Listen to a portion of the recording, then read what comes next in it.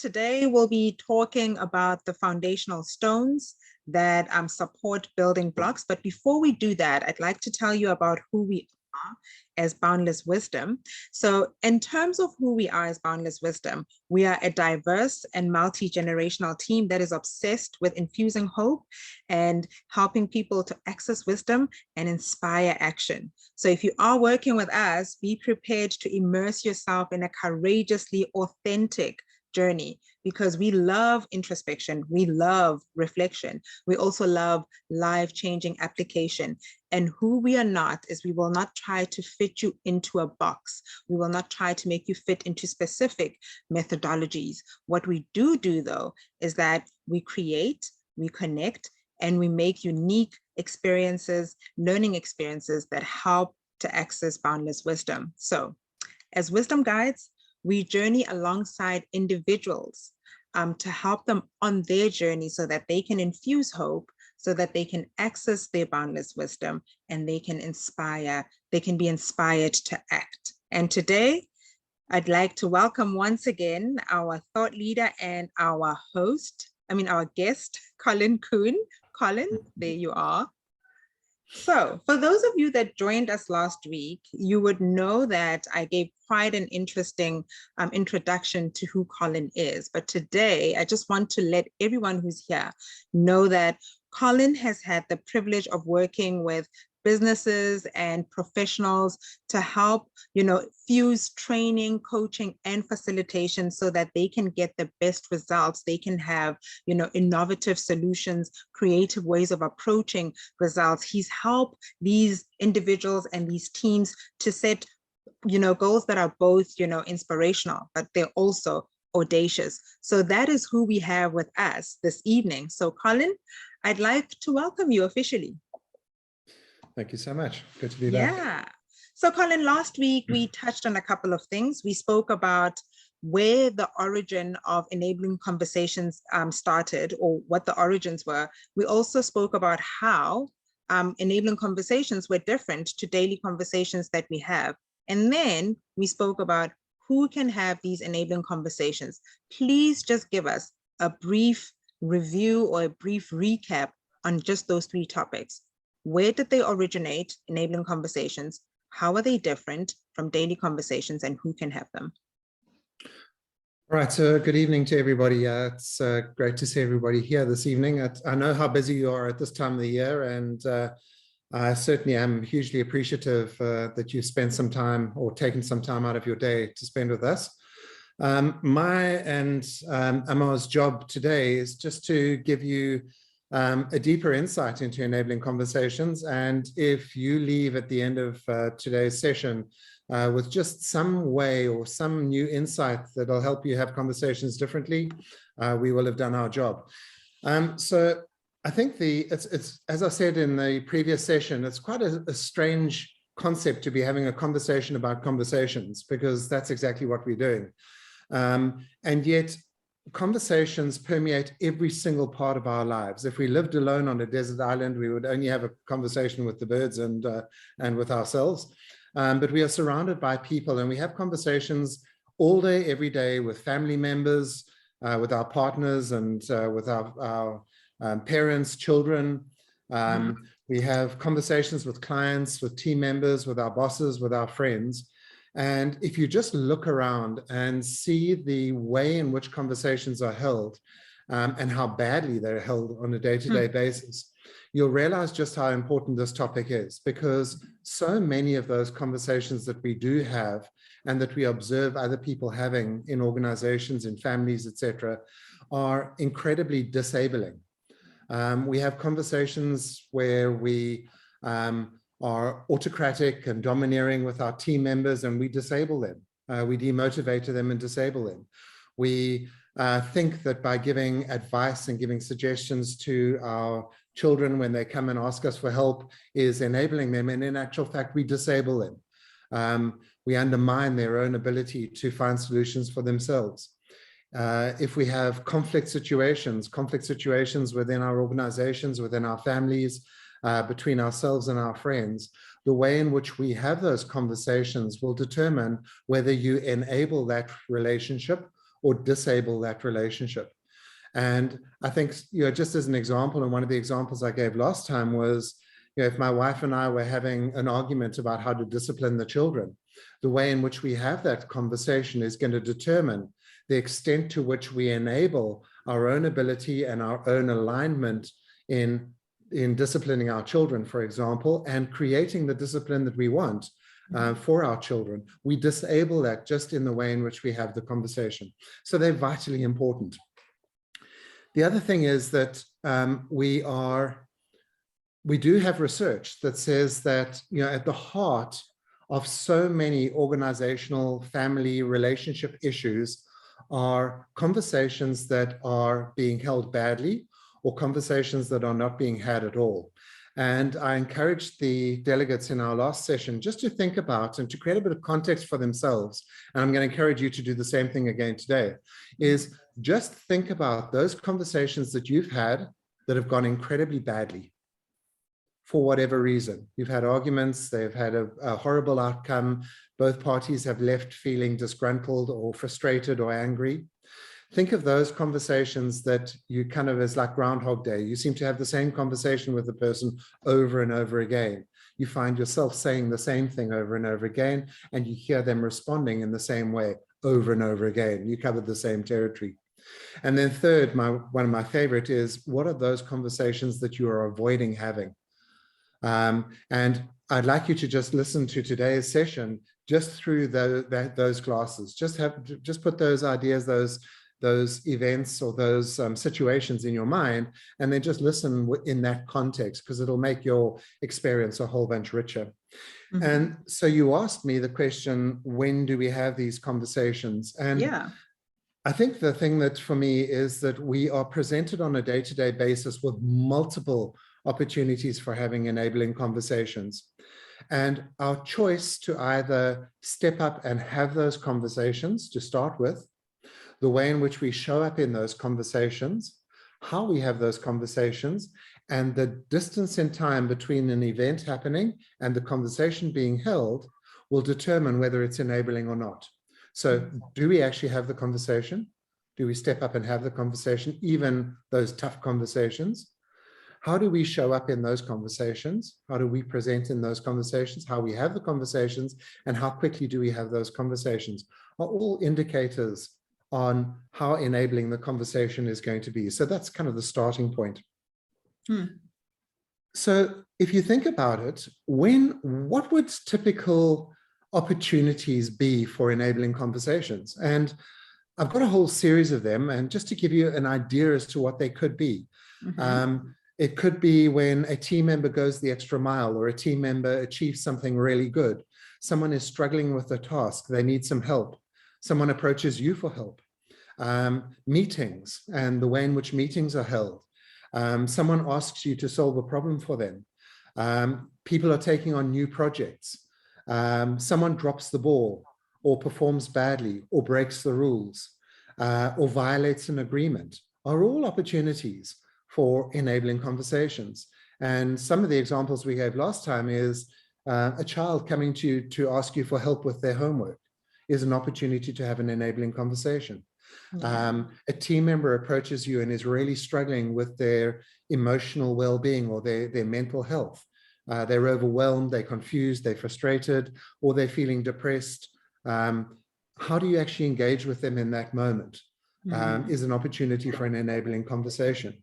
When you are in a situation where you have differing opinions about a topic and there's a potential for conflict, how do we actually show up in those conversations? They're all opportunities for enabling conversations. Yeah. And I said to you that enabling conversations, I gave you the analogy of the marble, and I brought my marbles along with me again. Yay. The marble analogy for me, I kind of think quite visually.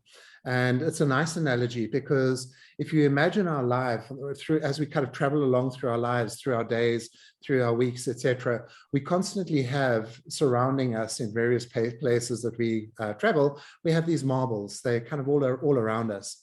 And you can almost imagine that these are moments. They are moments where we can have a conversation with someone, and the way in which we have that conversation can have a disproportionate influence on the outcome. And really what we are wanting to do is to engage in those conversations from a perspective of enabling, of wanting to grow, of wanting to help people develop, etc. So we have all these moments. Now we can walk past the marble. We don't have to pick it up, particularly if the moment is an uncomfortable one. There's a potential for conflict. We're worried about if we have the conversation and it goes wrong, what's it going to do to the relationship? What happens if I speak to this person and they burst into tears and they're hugely emotional? Am I going to be able to deal with that? So very often we walk past those conversations. But if we get into the habit of picking up these marbles and having these conversations, embracing these moments, what happens is over a period of time, the more often we have these conversations with the people around us, we are able to gather our jar of enabling conversations. So they are like a jar of conversations. And why is that important? Because in teams and in families, in organizations, the more often we are having enabling conversations, the easier it becomes to have those conversations in future, and the more enabling we are of a culture of enabling conversations, if you like. So if I've had multiple conversations around your performance, Amol, if you were reporting into me, and we have regular tough conversations, real conversations on a day-to-day basis about performance, when your performance review comes up, we've got a whole jar of conversations that we've already had. So we've created almost a culture of conversations for us. And we can do the same with our children, with our husbands and wives, with our partners, with family members, with friends. So we really need to kind of look out for these opportunities and grab them whenever they show themselves up. And I actually think someone once asked me, you know, is every conversation an opportunity for an enabling conversation? And my response to that is absolutely. One more thing before we journey beyond that. Firstly, what are we trying to enable? Yeah. And if you think about it, in relationships, we want to enable the relationship to be better, to achieve more, to perform at a higher level, to achieve common goals. We are trying to enable in our team members development, growth, responsibility, accountability. We're wanting to develop our children, in our children, a sense of confidence, a sense of an ability to resource and to find their own solutions to problems. That's all enabling. But at the same time, we are trying to enable ourselves. Don't ever forget the opportunity to have enabling conversations with yourself. The principles are exactly the same. My enabling conversation with Amor is exactly the same as an enabling conversation with myself. Amor, can I share you an example with you? Please do. It's 10 o'clock on a Monday evening, and I decide to myself, okay, I'm going to go for a run tomorrow. At 5 o'clock, I'm going to set my alarm and I'm going to jump out of bed. I'm going to get into my running kit and I'm going to go for a run. Now, imagine it is winter in Cape Town, and at 5 o'clock, it's probably raining, it's cold outside, and it's pitch dark. All right. Anyway, I'm committed. Yes. Alarm goes off at 5 o'clock in the morning. Beep, beep, beep, beep, beep, beep. Okay. And immediately I kind of open my eyes and I think to myself, oh, God, jeepers, should I really be going for a run? It's cold and wet out there. And all of a sudden there's a huge bunch of narrative going on in my mind about reasons why I shouldn't. And it's at that moment that you have the opportunity to have an enabling conversation with yourself. Ooh, hold on a second. What was your commitment? What do you want to achieve here? Is the story that you've got going on in your mind about the cold and the dark, etc., the truth? Could there be a different truth? What do you want to achieve here? Yeah. And so what are you going to have to do in order to achieve that? And just that conversation you have with yourself enables you to go and do something that is out of your comfort zone. All right. So just bear in mind, we have these conversations with ourselves as well. There are multiple opportunities. Yeah. And, Colin, I just want to go back to something that you touched on, those conversations that we are not having or that we avoid having, how can we go about, creating opportunities for ourselves to be confident enough to have those conversations? Because I know we're going to touch on the different foundational stones today. So what would be, a starting point for us to be able to have those conversations? Okay, well, I think in order to answer your question, let's start with the foundation stone. And just for those in the room who are listening, I think that there are 11 building blocks that make up enabling conversations. You get those building blocks right, the chances are that you're going to enable that conversation to be enabling. That sounds a bit strange, but you know what I'm saying. All right. But those building blocks, which come from a lot of the work that I've done as a coach, and the coaching conversations I've had, are really built on a foundation. And the first foundation, you'll see, is this whole idea of beliefs and emotions. So I really want you to kind of hold on to your seat. I'm going to take you through this quite quickly, but it really is such a valuable tool, and something that I'd really like you to apply and think about when you think about it, conversations that you've had, and also that you're going to be having in the future. And I'd like you to apply it in your mind, but I'm going to take you through the model first. It's a really, really useful tool. So if you think about it, right along on the right-hand side, you'll see behave. And behavior is our actions.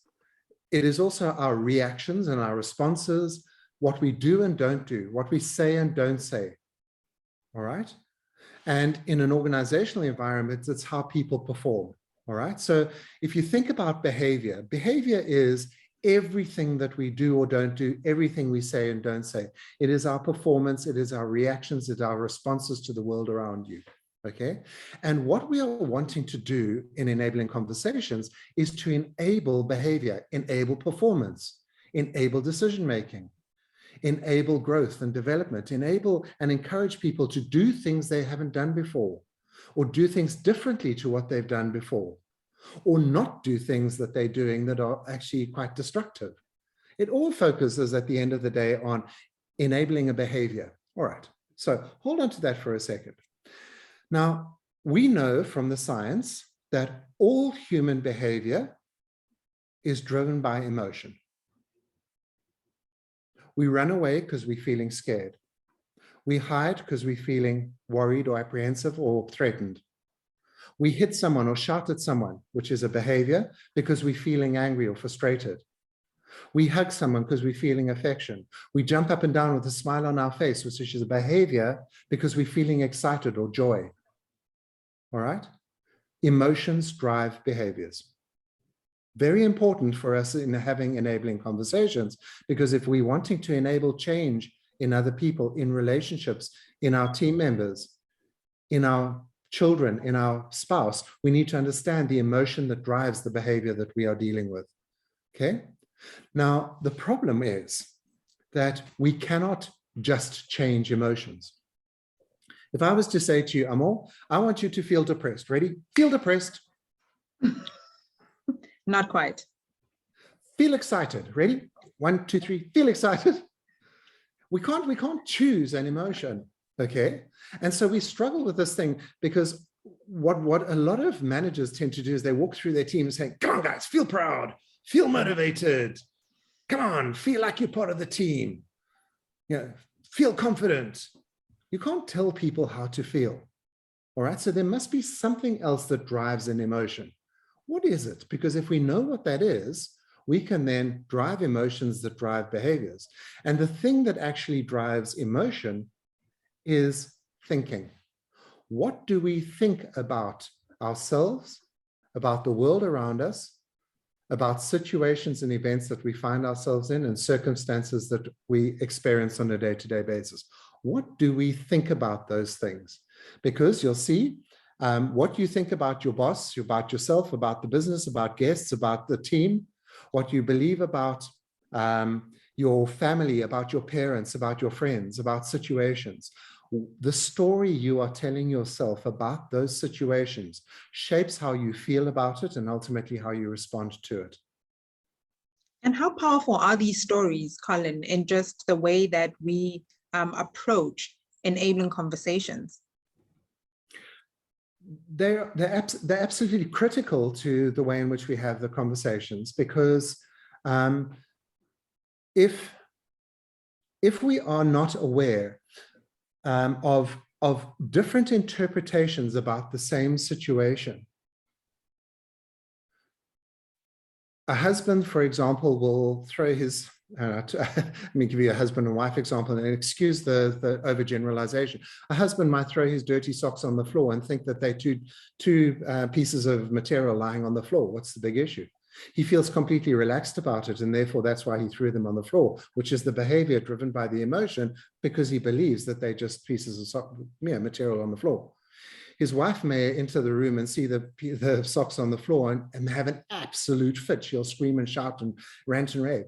Different kind of behavior driven by frustration, anger, and upset, because she believes something different about the same socks. The socks don't change. Yet the two different individuals have two different interpretations or perceptions of socks. Mm-hmm. And for her, it might be, if you throw those socks on the floor, who do you think is going to pick them up? And if you think I'm going to pick them up by dropping them on the floor, you're treating me like your servant. Socks on the floor means you're treating me like your servant. Hmm. And is she wrong? No. For her, that's true. That's her truth. Are they two pieces of material lying on the floor? Absolutely. That's his truth. And yet people go to war on these kinds of issues. So our stories are crucially important, but to know that they are just stories, they are not the truth. If I was headed out tomorrow morning and I was on my way into the office and I ended up in a huge traffic jam. The traffic jam is what it is. Mm. You want to be in a big city and there are going to be lots of cars, you're going to end up in a traffic jam at some point. All right. Yet it's not the traffic jam that frustrates us. It's the things that we tell ourselves about the traffic jam. One person might say, oh my goodness, some idiot up there has done something stupid that's going to slow me down, and I refuse to be late for work because of someone else's stupidity. And everybody else here is probably chilled on their way to work and they don't really care. I've got important stuff to do. And other people around here seem to be just taking it slowly. And I need to hurry up and I need to get going because I'm not.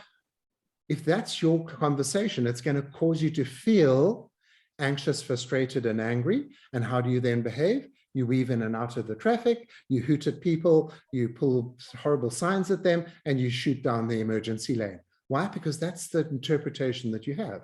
Same traffic jam, a different person is sitting there and saying, yeah, well, it's if you're in a large city and there's going to be traffic, you're going to end up in a traffic jam. And it is what it is.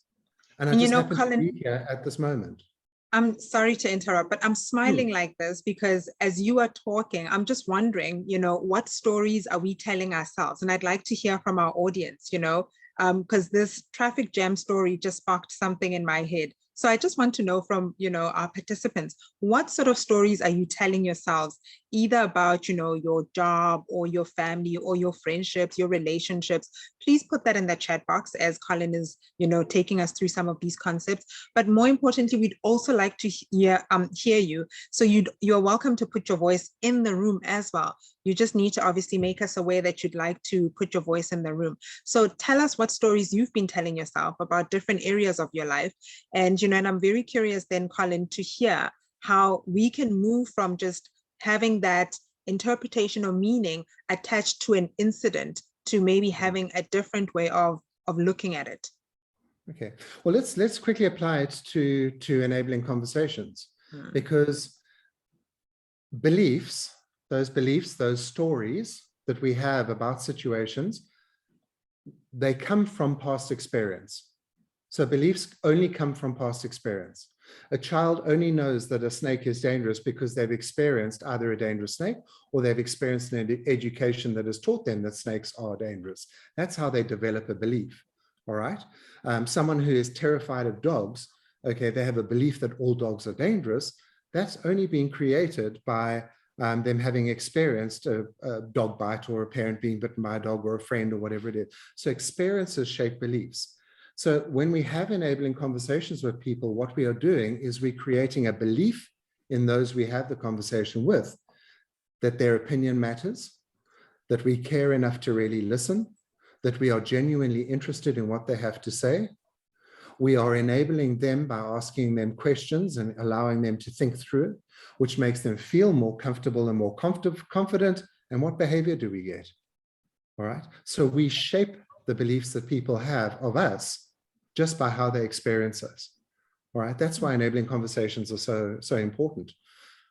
If you have someone who doesn't have an enabling conversation, an aggressive boss who doesn't listen, who undermines team members. Team members end up believing that they are not valued, that their opinions are not important, that it's risky to raise an opinion because you're going to get shouted at. So what they do is they feel demotivated, they feel frustrated and anxious.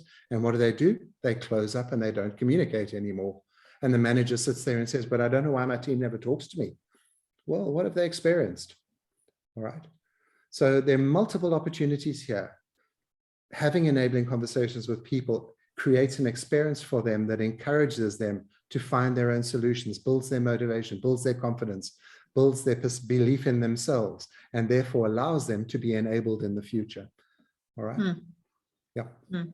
Sorry, I'm not sure what happened in the chat box while I was. I think there's a comment that came through based on what I'd asked, some of the participants to share. What sort of stories are they telling themselves? And I see there's a comment there that says, I convince myself that I'm taking enough time out to rejuvenate or, regenerate. As opposed to? We'd love to hear your voice, M. Cruz. Please put your voice in the room.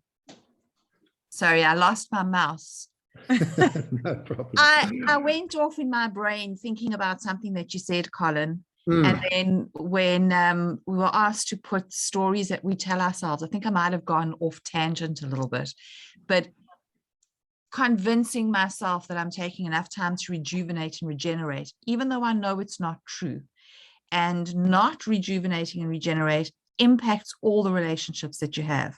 So whereas I'm thinking sometimes I could have more time to have the conversations, because I impose 12 hours of work in an 8-hour day, I'm maybe not having the right quality of conversation. So that's kind of where my brain went. So I might have answered the question right, but at least I was thinking. Good. And exactly, you're having a conversation with yourself to saying, oh, hold on a second, is that true? Is that story that I've actually bought into true, or could there be a different truth? Because it's only a story. There is no such thing as the truth. Everything's an interpretation, a judgment, something that is based on our past experience. So back to our silly example about my wife and I having two different ways of disciplining our children. There's no right way. There are just two different ways based on our upbringing and our past experience that creates a belief in us about how to do it, so that when a situation comes along that says, oh, here's an opportunity to discipline or to guide our children, we are both interpreting it based on our story, feeling differently about it and behaving differently. But the mistake we make is that so often we attack the other person's behavior rather than stopping and saying, that's interesting. I see a different response to that situation. I wonder how this person's feeling. I wonder what story they've got going on in their head. Let me be genuinely curious about that. Oh, now I understand why it is that you responded in the way you did. All right, so let's have a conversation about that. But you've got to be willing to give up on your own belief that you are right. Your belief is just a belief. So in having these conversations, Colin, what are some of the practical, maybe skills or tools that one can use? Because, we talk about enabling conversations and people being able to have these courageous conversations, but how does one go about approaching those enabling conversations? Okay, so what I'd like to do is for each of you, while you're sitting there and you think about the context, in other words, those conversations that you've had recently that haven't gone well, I just want to ask you a couple of questions. Don't answer them, just think about the question. Did you enter that conversation believing that you were right and that anything that was different was wrong? How attached to you were you to your truth? Did you give the other person an opportunity to share their truth with you without thinking what your response was going to be, but actually really open-mindedly listened to what they were saying? All right. When you went into that conversation, did you go in believing that there could be resolution and that in actual fact you had a common goal? Or did you believe in your goal is the only goal? And just asking those questions of yourself, start saying, in actual fact, I can see now where that conversation went wrong. Because we've had an enabling conversation with ourselves. So what's the key there? And to your point, Amor, sorry, I don't want to lose, before we move on to the next slide, just hold on to this. Behaviors are driven by emotions always. And emotions are driven by the person's or your story about an experience or a situation.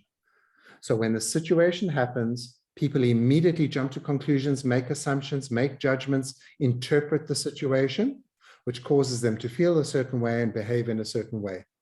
You with me? Yeah. So when I experience a snake, immediately the story, oh my goodness, there's a snake and the snake's going to bite me. And if I get bitten, I'm going to die. If that's my interpretation, it's going to make me feel terrified and therefore I'm going to run. Is that true? Well, not necessarily. Only 10% of snakes in South Africa are poisonous or venomous. All right. And you probably have some very different responses from people who love snakes, but there is no truth. So what we can do is we can start listening to our own truth and start challenging that truth. Yes, it's dark outside. Yes, it's cold outside and it might even rain, but I made a commitment to go and run. And if I don't run today, it's going to be one more lost opportunity. I'm going to get out of bed. I'm going to go and do that. And I'm not going to listen to that story, that narrative that is disabling me, because then we can choose. We can have that conversation and we can do it for others as well. Okay. I'm also, if you go back, if you go to the next slide, before we do, there's a comment. There's a comment that's just come through from Itumeleng, and it says, wow, so true. We really need to understand the motives or the stories behind our feelings, which lead to how we behave. So just sort of agreeing with what you've mentioned there. Yeah. All right. So when we think about the skills, and as something as sophisticated as executive coaching and team coaching, business coaching, we really only make use of 3 skills. The ability to ask powerful questions, thought-provoking, courageous, out-of-the-box questions, our ability to listen, and our ability to hold the silence. So let's apply that to the previous model.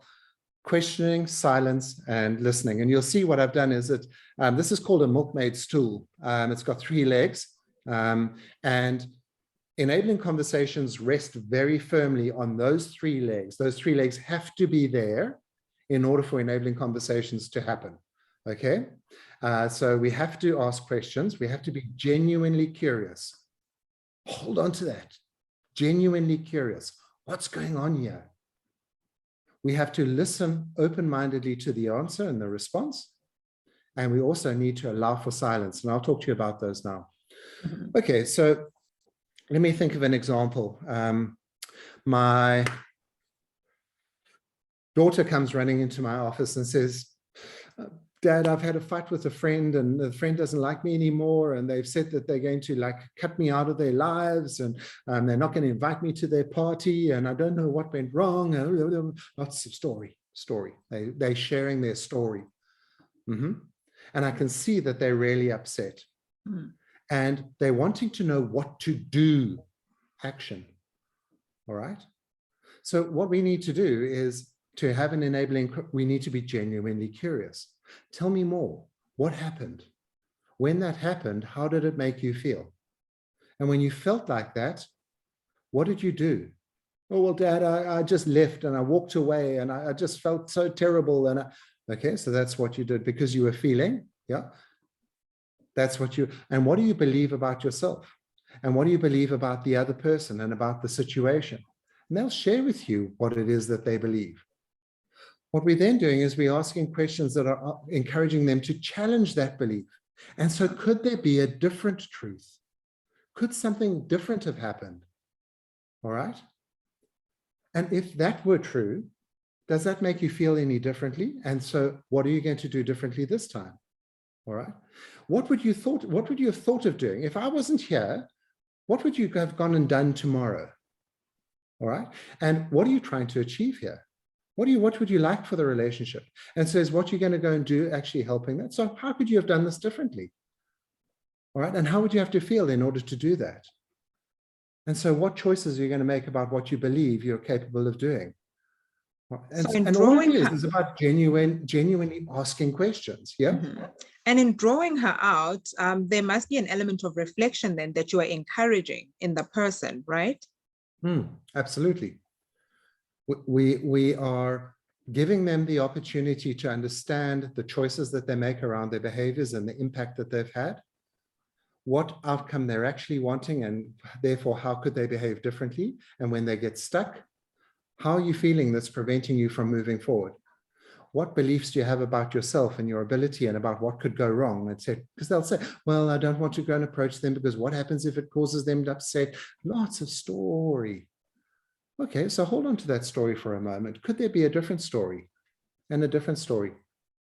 I was coaching a little while back, and one of the coaches he described his boss as the boss from hell.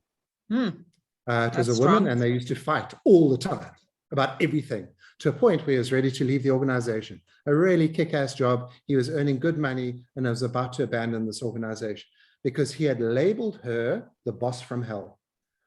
And if you engage with someone as the boss from hell from that perspective, every time a situation comes along, you'll say, you see, she's behaving like the boss from hell. And that makes me feel even more angry, frustrated, annoyed, and therefore I'm entitled to behave in the way I do. And the coaching process was around, and so could there be a different truth here?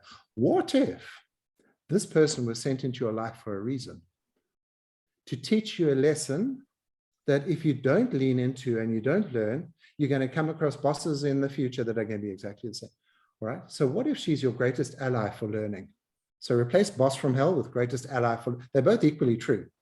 Greatest ally for learning. And all that I want you to do, I encourage them, is to go and engage with her from that perspective. He stayed at the job for another 5 years, and they became the closest team, just because he engaged with her differently.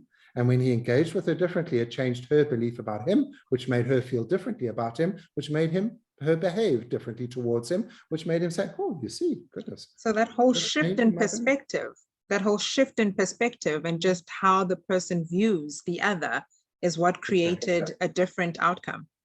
Exactly. And so if you look at these, enabling questions are asking the tough questions, but hold on to the idea of we have to engage in enabling conversations are fundamentally engaged. Sorry, let me start that again. Enabling conversations have the heart of it is around being genuinely curious. Okay. Curious about our own responses, curious about our own narrative, curious about how we're feeling, curious about the other person's narrative and how they're feeling and what it is that they experience that caused them to believe that, could cause them to feel that. Oh, that's interesting. Now that I see that, we can now find common ground instead of me just listening at a behavior level and reacting to that. Silence happens when we ask people questions that are really tough for them, which they haven't asked themselves up till now. My job as a coach, I spend my entire day asking people questions which moves them to silence. I want them to stop and think, jeepers, hadn't thought about that. No, Colin, I don't know. Well, think about it.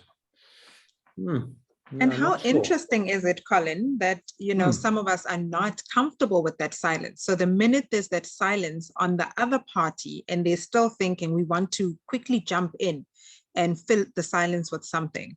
So how can we stop ourselves? How can we stop that temptation from jumping in and saying something? Great example. So Amor, if I was coaching you, I would say, and so what is your belief about silence? Silences are bad. Silences are uncomfortable. Awkward.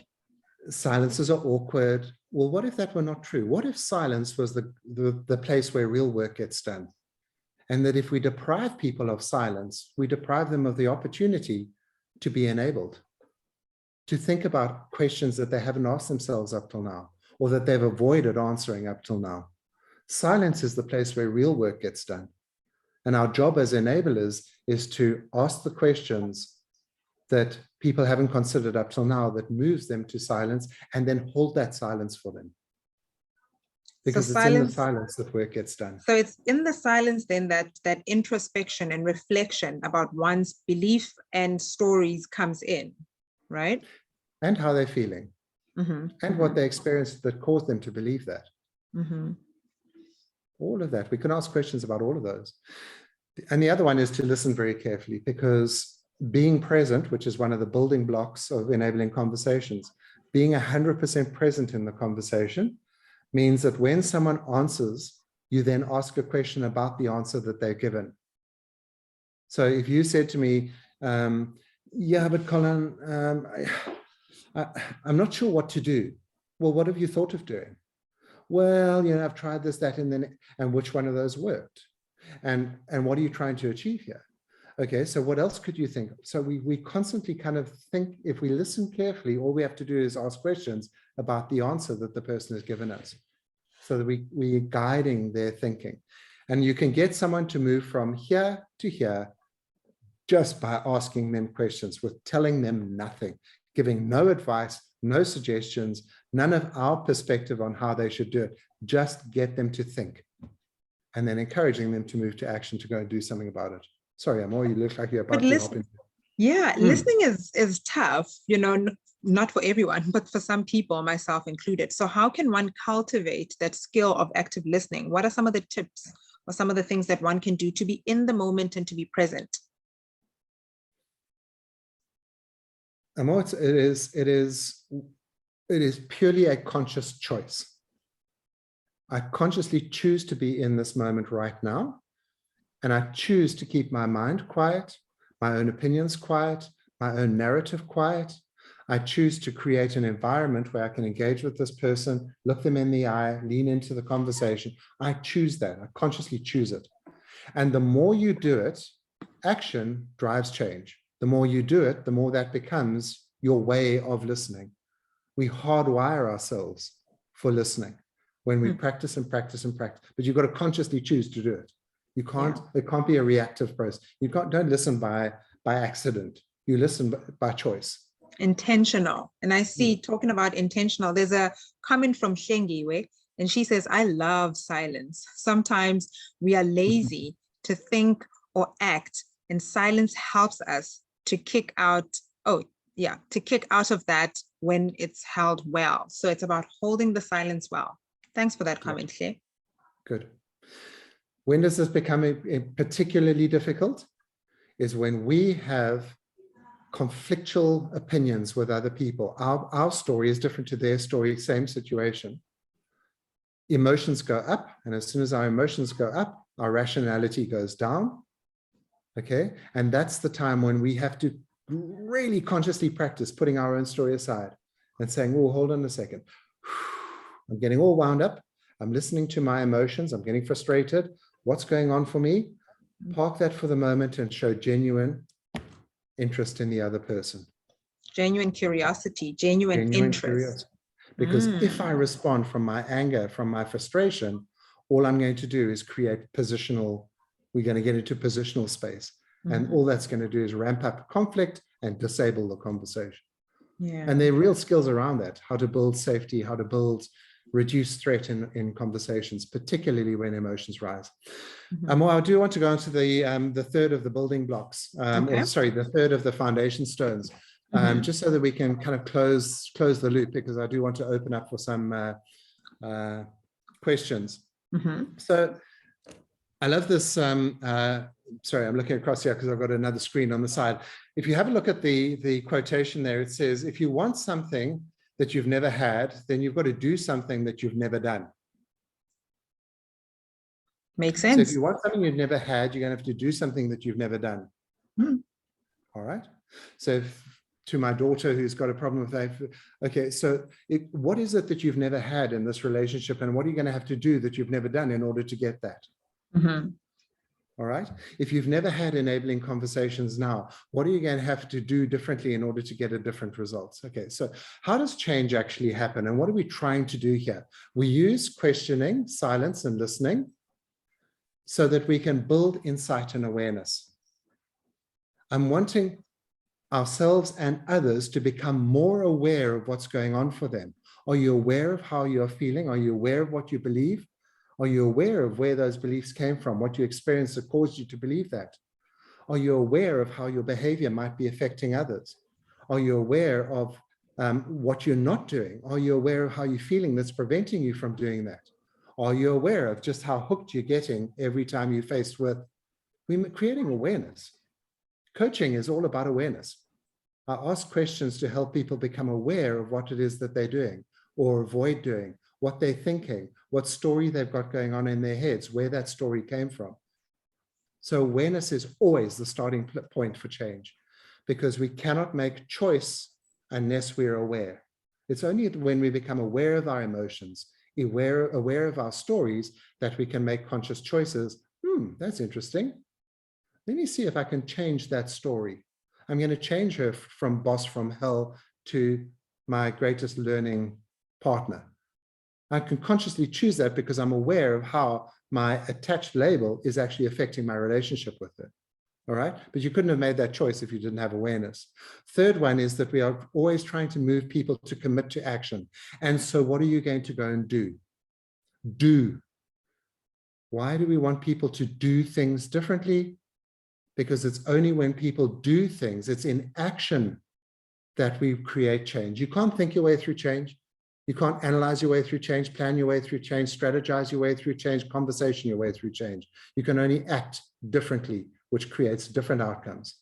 And so how do we move people to action? Actions that are out of their comfort zone, action that they might have not thought of before. And then when they take those actions, provide them with an opportunity and come back next week so that we can reflect on how did it go? What happened? It was terrible. I did exactly what I said I was going to do. And okay, well, let's talk about that. It was terrible. Terrible is a label. It's a belief. All right. Okay. So what caused you to believe that it's terrible? Could there be a different belief? Because terrible is causing you to feel, which is okay. And all of a sudden we're having a next conversation and we're back into a jar of conversations. All right. So think about it. How do I create awareness? How do I actually make conscious choice based on that awareness? How do I make new commitments to action? And then how do I reflect on the outcomes of those actions? Because that's the place where real change happens. Not only in our conversations with others, but in our conversations with ourselves. If we're not self-aware, if we can't hear our own emotions, emotionally intelligent, if we can't hear the narrative that's going on in our heads, how could we ever choose to do it any differently? Yeah. Sure. Yeah. So Colin, I'm looking and I'm thinking about these foundational stones that we've just covered. How do they link or how do they support the building blocks that we'll be touching on in our next installment? Well, I think what the building blocks, the foundation stones, if to use the analogy, the building blocks are really built on top of an understanding of the experience, beliefs, emotions, behaviors. If you understand that model and you work with it with yourself and with others, that understanding allows you to use these tools well. An understanding that it's about questioning, silence, and listening.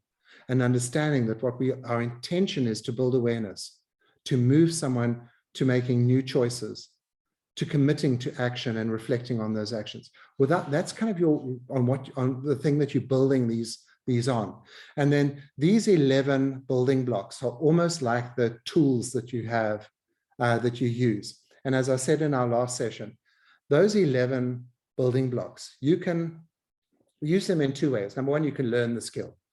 Okay, and we're going to look in our next session at how do you actually build some of those skills around being present, about engaging immediately, about not rescuing, solving people's problems for them, about remaining conscious and not in reaction. So we can learn those skills. But the other thing that we can do is after next week's session, you'll be able to look at any one of your conversations that's gone wrong and say to yourself, which of those 11 things were missing? Because I can guarantee you one of them was missing. All right. And it gives you a useful, now I'm more aware. I'm aware of just how important being present is, because in that conversation, it went wrong because my mind was somewhere else. I wasn't 100% present in the conversation. And now I'm aware and I can make a choice to action, commitment to be more present next time, and let's see how that goes. That worked better. Oh, now we're reflecting. Okay, so they're kind of the tools, the building blocks, and I'm looking forward to actually going through those. I'm also looking forward to our next installment. I see there's a comment from Middleton, and it says, thank you for sharing lovely insights. I have to say goodbye now. Oh, thank you so much for joining us. We are wrapping up in the next 5 minutes or so.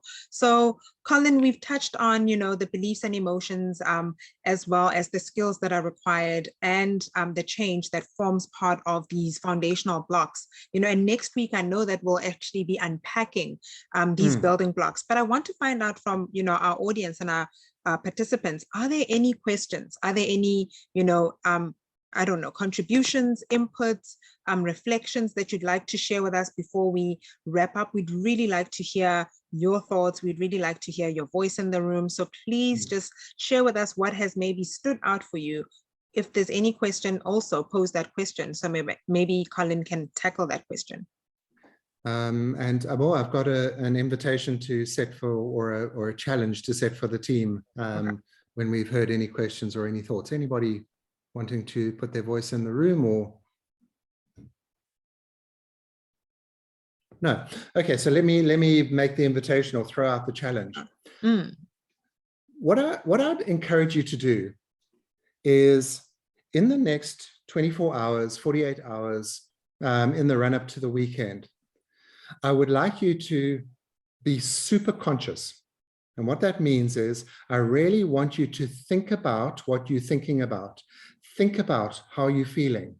Think about your response and how you might be reacting to certain conversations. I want you to be super conscious of being present, of being genuinely interested and curious. Be super conscious of what goes wrong in conversations, and just being conscious. In other words, stopping and being conscious of thinking about it, all right, is going to require you to slow down. Whoa, hold on a second. Let's just think about what's going on here. Okay. And two things.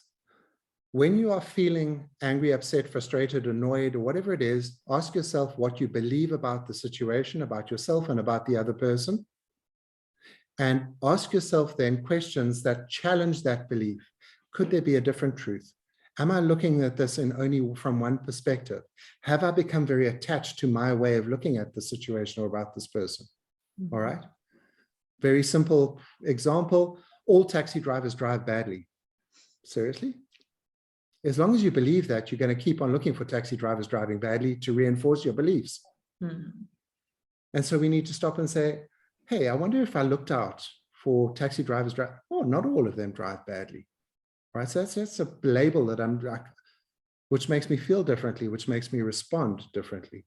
And if you constantly practice that, you'll be amazed at how it happens. And really all you're doing is having an enabling conversation with yourself. And, thinking about the challenge for the next, 24, 48 or 72 hours, I'm just thinking of how enhanced or how much more heightened our levels of self-awareness will be, because we'll constantly be checking in with ourselves regarding, the other person, ourselves, the situation, and a whole lot of other things that we've touched on today. Yep. Yeah. There's some contributions in the chat box. I think one is from Rory, and I think he was just saying, I see there's a few of them coming in, but my chat box is now moving up and down. But I think Rory was just saying that well articulated and presented, Colin, need some time to digest. Thanks, Rory. Yeah. And Nicole says, great presentation. Thank you. And I see Fumani saying, great insight. And I think Itumeleng has given us another comment, says, thank you so much, Colin. This was, and then my screen obviously jumps. This was very fruitful. I think what stood out for me is the fact that my story is not the only one that matters. We need to be conscious and genuinely concerned of other stories as well. This is so true. Thank you so much. And genuinely curious about other stories. They're just as valid as our own. Yep. Yeah. M. Cruz says, thank you so much. Good hour. So please be sure to join us next week when we will be touching on the 11 building blocks. So next week, same time, 6 to 7 p.m., Colin will be joining us for our third installment, where we'll be unpacking the 11 building blocks that you've seen before, in the previous session and the session before that. And also, I'd like to encourage you to follow us on our different social media platforms, Boundless Wisdom, ZA, and you can go to our website as well, www.boundlesswisdom.com. And also, please check out Colin as one of our wisdom guides there and book yourself a sprint with him. Let him help you start to reflect on the year, start to plan for the year ahead. So I think Colin is definitely the person to look out for. So please go to our website and make that booking for that sprint with Colin. So on that note, thank you everyone for your contributions, for your participation, and taking your time out this evening to spend with us. We value your participation and we value your inputs. We'll see you next week, Tuesday. Thanks, everybody. Appreciate your time. All right. Goodbye, everyone. Bye. Bye.